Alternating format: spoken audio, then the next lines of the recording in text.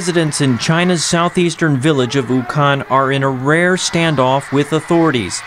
For months, they have been protesting over allegations that local party officials are corrupt and what they say is an illegal deal to sell farmland to developers. And Wuhan is just one of many examples of seething social unrest in China. In October, a tax dispute in the eastern township of Zhili turned into a riot. Political analysts say that if authorities do not do more to address growing problems of public discontent, the unrest could get worse. Hu Xingdou is a professor at the Beijing Institute of Technology.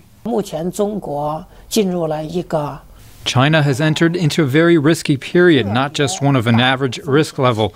I'm afraid that if the central government doesn't put some measures in place in the next 5 years or so, the whole of China could go out of control. Chinese economist Luo Xiaopeng says President Hu Jintao has done little to control local authorities over the past decade, and that will be a key challenge for Vice President Xi Jinping when he takes over Mr. Hu's job next year.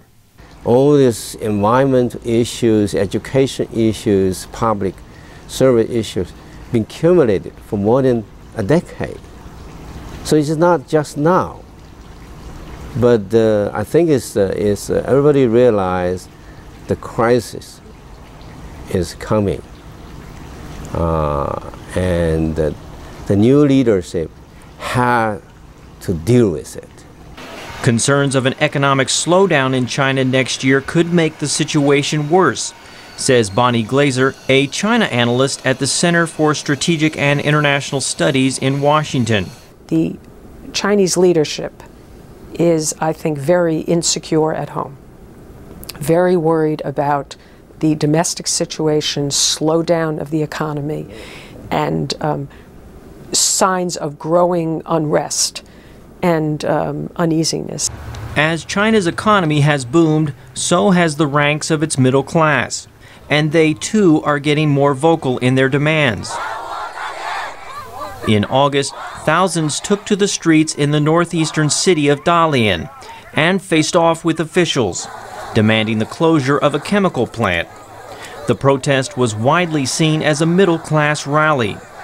Barry Naughton, an economist at the University of California, San Diego, says the middle class is a big concern for the Chinese government. They're not out on the streets throwing rocks through windows, but there is, I think, a sense of restlessness that is significant, because these are the well-educated people. They're concentrated in cities. They have a lot of skills. They have a lot of capabilities. And in Dalian, that got the attention of China's authorities. Following the protests there, they shut down the chemical plant and planned to relocate it. William Ide, VOA News, Washington.